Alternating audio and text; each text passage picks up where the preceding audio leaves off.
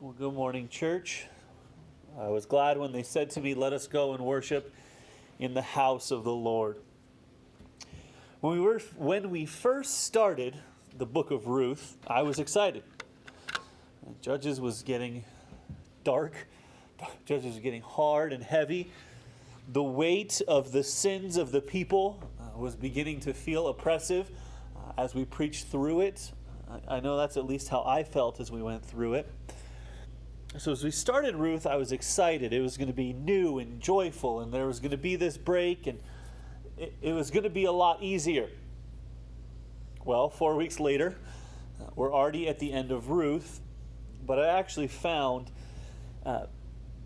it was not easier. In many ways, Ruth has been harder for me than Judges to preach through. Not because the subject matter's inherently difficult or hard to preach, but because there's this problem when you preach. And the way I phrase it when I'm talking about my sermons with other pastors and stuff is I want to make sure I don't preach next Sunday's sermon this Sunday. This is what I mean by that. When I'm in Ruth 3, I want to make sure my focus and my emphasis is in Ruth 3, because if I let what the subject matter of the next pericope to seep in, then we'll have the same sermon twice, or I'll have to finagle, and it will defeat the purpose, plus we will lose the value of Ruth 3 if we don't preach it specifically. But with Ruth, this has been my struggle, is to avoid that. Because Ruth 4 is really the culmination of everything that has come before it, and what Ruth 4 will talk about is really woven through the framework of all of Ruth that has come before. Chapter 4 is a chapter that is all about redemption, but the whole book of Ruth has been about redemption. If I were to summarize Ruth in one word, you only get one word, gun to your head, summarize Ruth, I would say this: redemption. To really just show this, in chapter 1, we spent some time talking about Ruth's faithfulness and her faithful declaration, and we compared that to Naomi's declaration. We said she was a little bitter, but there's an underlying issue. Yes, Naomi's bitter because her husband and son have died. That's a huge reason, but that's not actually, I think, the heart behind all that's going on. Naomi will lament that she's not just sad about what she's lost, but that her hope for the future and her hope in redemption is gone. Ruth chapter 1, starting in verse 12. "Turn back, my daughters, go your way, for I am too old to have a husband. If I should say I have hope, even this night I should have a husband and bear sons. Would you wait till they were grown? Would you refrain from marrying? No, it's exceedingly bitter to me for your sake that the hand of the Lord has gone out against me." Her focus on sons and a husband show that at the heart of what she's worried about is redemption, and the redemption of not just her, but her family's line. Chapter 2, we were introduced to Boaz. Talked about how he was a vehicle of God's grace, and that's true. A man of honor, that's also true. That he was God's way of providing. It's also true. But in Ruth 2:20, Naomi labels him with a very important name. He is, in fact, a redeemer. Naomi said to her daughter-in-law, "May he be blessed by the Lord, whose kindness has not forsaken the living and the dead." Naomi also said to her, "The man is a close relative of ours, one of our redeemers." Chapter 3, we talked about the nature of rest. That is rest that Naomi and Ruth seek. It's rest that Boaz will seek to provide for them. But the rest that is spoken of doesn't come to us just in terms of rest, but in terms of redemption. Ruth 3:12 through 13, "And now it is true that I am a redeemer." This is Boaz speaking. "Yet there is a redeemer nearer than I. Remain tonight in the morning. If he will redeem you, good, let him do it. But if he is not willing to redeem you, then as the Lord lives, I will redeem you. The heart behind all of what we've talked about for the last 4 weeks is this, that redemption is coming, that there is hope and redemption, and that God will redeem.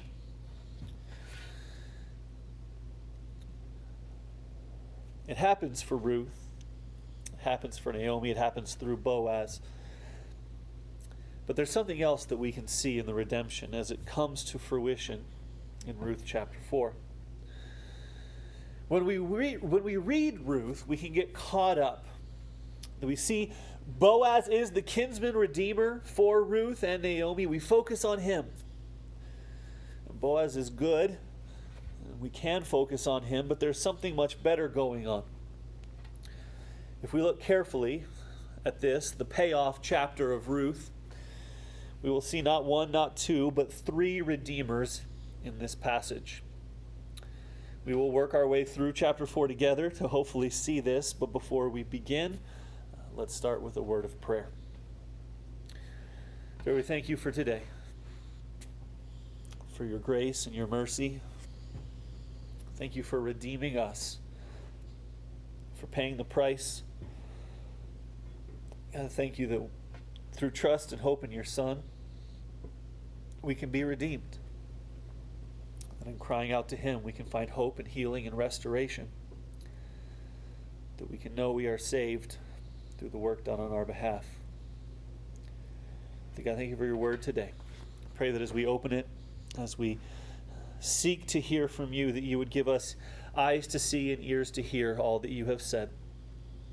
May your Spirit bring knowledge to our hearts and minds and even our souls as we dive into your word this morning. It's in Jesus' name that we pray. Amen. We will start with the first section. And a redeemer that we may often overlook, what I call the unwilling or the unable redeemer. Starting in verse 1 of Ruth 4. Now Boaz had gone up to the gate and sat down there. And behold, the redeemer of whom Boaz had spoken came by. So Boaz said, "Turn aside, friend. Sit down here." And he turned aside and sat down. And he took 10 men of the elders of the city and said, "Sit down here." So they sat down. Then he said to the redeemer Naomi, who has come back from the country of Moab, is selling the parcel of land that belonged to our relative Elimelek. So I thought I would tell you of it and say, buy it in the presence of those sitting here and in the presence of the elders of my people. If you will redeem it, redeem it. But if you will not tell me, that I may know, for there is no one besides you to redeem it, and I come after you. And he said, I will redeem it. Then Boaz said, the day you buy the field from the hand of Naomi, you also acquire Ruth the Moabite, the widow of the dead, in order to perpetuate the name of the dead in his inheritance. Then the Redeemer said, I cannot redeem it for myself, lest I impair my own inheritance. Take my right of redemption yourself, for I cannot redeem it. Just to see what's going on here, we open with Boaz. Like Naomi said last week, not resting until this situation is taken care of. So he starts in verse 1. He finds this closer redeemer he mentioned in chapter 3. And he says, wait right here, by the city gate where business happens. And he finds 10 elders of the city walking by. He says, guys, I need you here. You got to stay here. We have important business to take care of.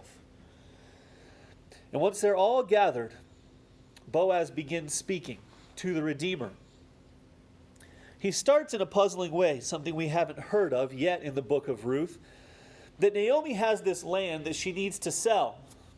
And she sells the land so that she can take care of herself. This would be a rather smart way to take care of yourself, and it's a little strange that we just hear about it now. You might think, why didn't Naomi do this in the first place? But she didn't, and it works out in her favor. Naomi's selling her land, and Boaz says to this redeemer, there's this land for sale. You're her closest relative. You should buy the land. The guy thinks about it. This is a good deal. Right? he'll probably get a discounted rate. I'll buy the land. I'll increase my inheritance for my children. My plot of land will now grow by adding this to it. At first, he looks and says, "There's no problem with this land. This is easy. Yeah, I'll redeem it. Sure." But when the full story is told, well, the man's tune changes. We've spent all of Ruth up to this point, up to verse 4 of chapter 4, thinking Boaz and Ruth, this is going to happen. But at the end of verse 4, this other redeemer says, "Yeah, I'll redeem it." And there's this feeling that springs up. So Boaz and Ruth aren't destined to be together. But then Boaz drops the other shoe. "Oh yeah." It's almost as if he says, "Oh yeah, wait, oh, I just remembered. The day you get the field from Naomi, you also inherit the responsibilities. Specifically, her to take care of Naomi, but also Ruth the Moabite. And when you acquire them, you must then be the one who will let their family name of Elimelek go on. Thus the land is not actually for you. You will use it, and you will take care of it, and you will prosper it, not for yourself, but for the dead." And then the Redeemer says, "I cannot redeem it. I won't do it. I can't." When the Redeemer thought, there's no work, there's all gain, he was more than willing to redeem the land. Right? "Oh, sure, you want me to redeem," in air quotes, this, and by that you mean purchase and make my life better? Sure, I can do that. Oh, wait. I have to take care of Ruth and Naomi? I have to divvy up some of this land and give it to descendants that I wouldn't call my own, that don't carry my name, that don't belong to me, but technically belong to the house of Elimelek, and more specifically, we will read later, Mahlon. I don't want to do that. When it's all gain and there's no cost, he's okay. When it's no gain and all cost, well, the Redeemer will let us down here. We could try to let this guy off the hook. Maybe he wasn't just unwilling. Maybe he was unable. His phrase is, "If I do this, I will impair my own inheritance." Maybe the message isn't, I won't put the work in, I just can't do it. The message is, and I got problems of my own. I can't afford to take care of my family and then add Ruth and Naomi and all of these other responsibilities. I would be shooting myself in the foot. I can't do this. I can't take on even more burdens. Maybe he feels like he's already drowning. To add more just seems like a burden. You don't need me. You need a lifeguard if you're drowning. This Redeemer, though, I find this interesting as I reflected on this week. This man, this unnamed man, who is here for just this portion of the story, is not the Redeemer that we want. He's not the Redeemer we praise. Yet so often in our lives, this is the Redeemer we seem to look for and trust in. I have seen in my time, or in my life, time and time again, people placing their hope and their trust in unwilling or unable redeemers. Usually looks like this. It's a boyfriend or a girlfriend, a husband or a wife. It's in some tangible thing that we think that we can grasp. You know, I'm struggling right now. My hope and my redemption will come in a better education so that I can get a better job. That'll redeem me. Maybe the Redeemer you look for is a new car, a better house, some better situation. Whatever false redeemer we seem to cry out for and reach for, we think they will save us, but they will not, and more to the point, they cannot. We put our hope in fallen, unable redeemers time and time again, and then act shocked and hurt when they let us down. We got to understand this, church. There's but one Redeemer. It's not this man. So we turn our attention away from this Redeemer into Boaz. In this context, what I would call the earthly Redeemer. To continue in Ruth. Now this was the custom in former times in Israel concerning redeeming and exchanging. To confirm a transaction, the one drew off his sandal and gave it to the other. And this was the manner of attesting in Israel. So when the Redeemer said to Boaz, "Buy it for yourself," he drew off his sandal.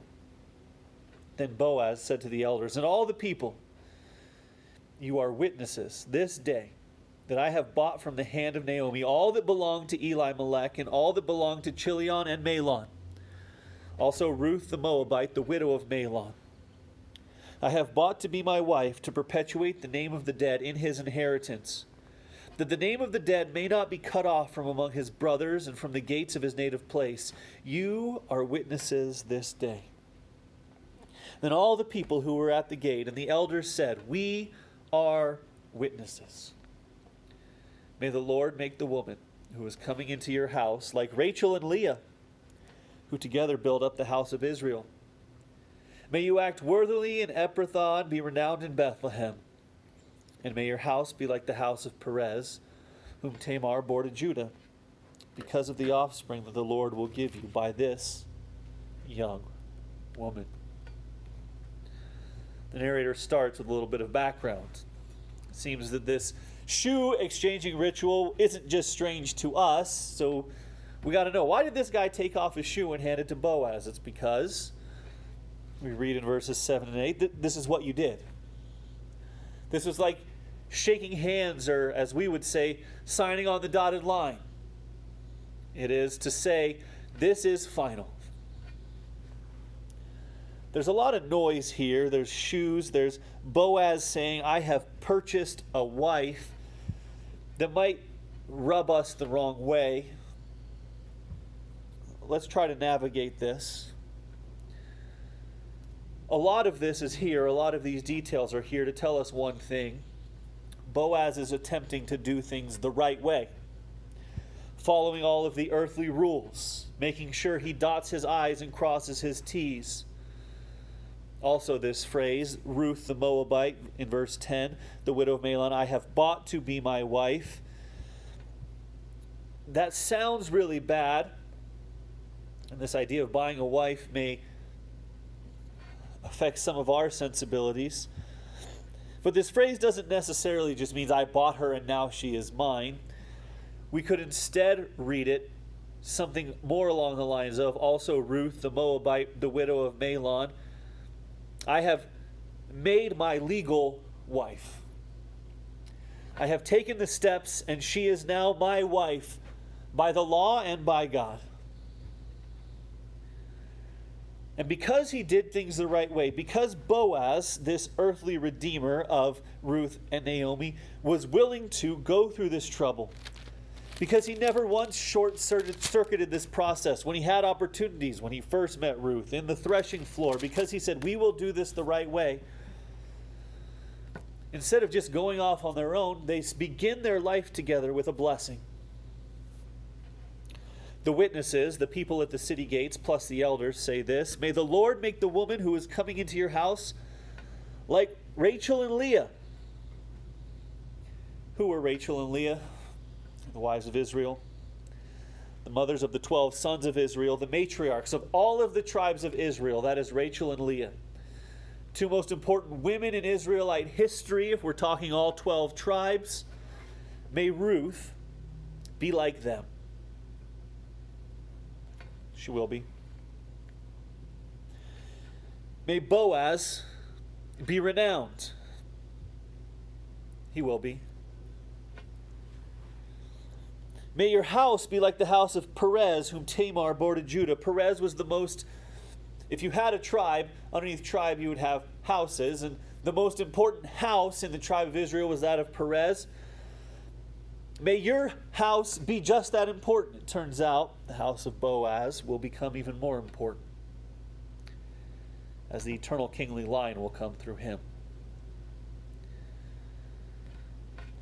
But if we're saying Boaz is an earthly redeemer, I want to say this. And I want to say this carefully, but it needs to be said. Boaz is worth praise. His actions are praiseworthy. Boaz is pointing us towards the truth and the right Redeemer, the only one who can truly redeem, but Boaz, as an earthly Redeemer, is still not perfect and still not the Redeemer we look for. The very fact that this blessing was given attests to the fact that true redemption lies outside of the strength and the purview of Boaz.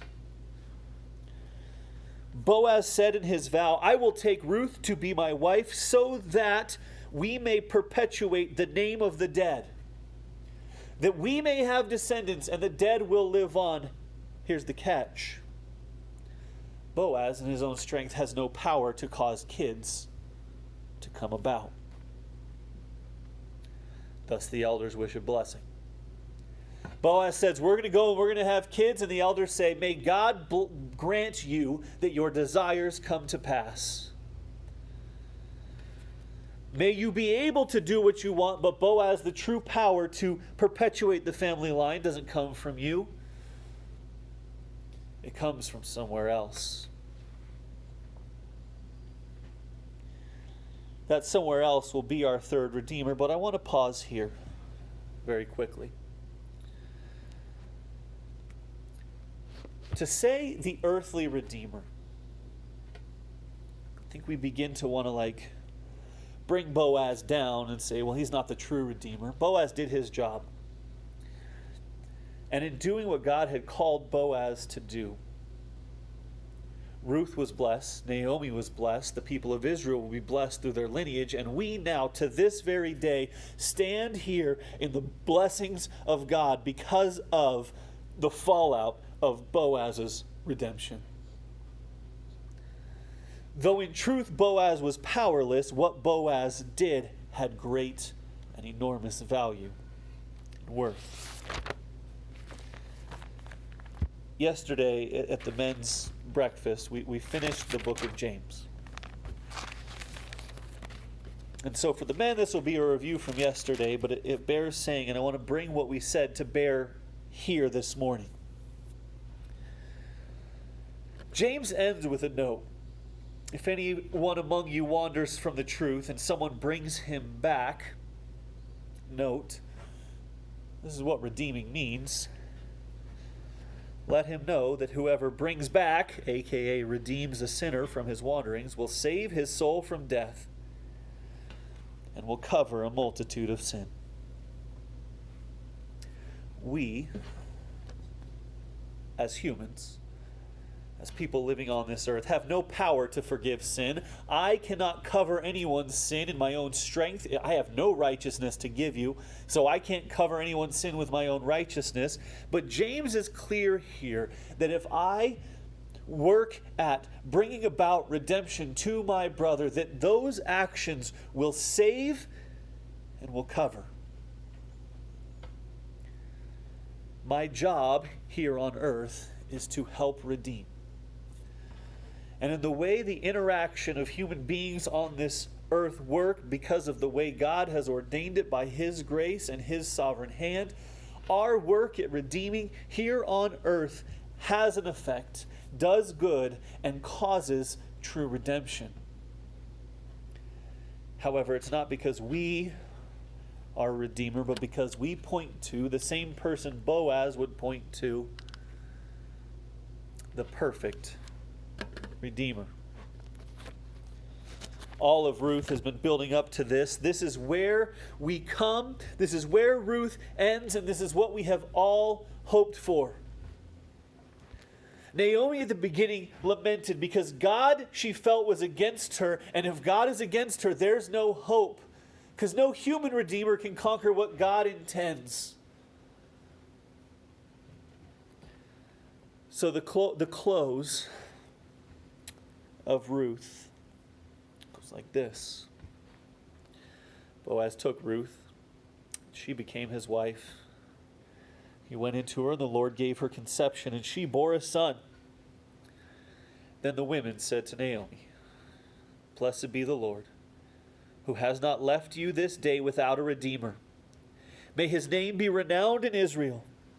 He shall be to you a restorer of life and a nourisher of your old age. For your daughter-in-law who loves you, who is more to you than 7 sons, has given birth to him." Then Naomi took the child and laid him on her lap, and became his nurse. And the women of the neighborhood gave him a name, saying, "A son has been born to Naomi."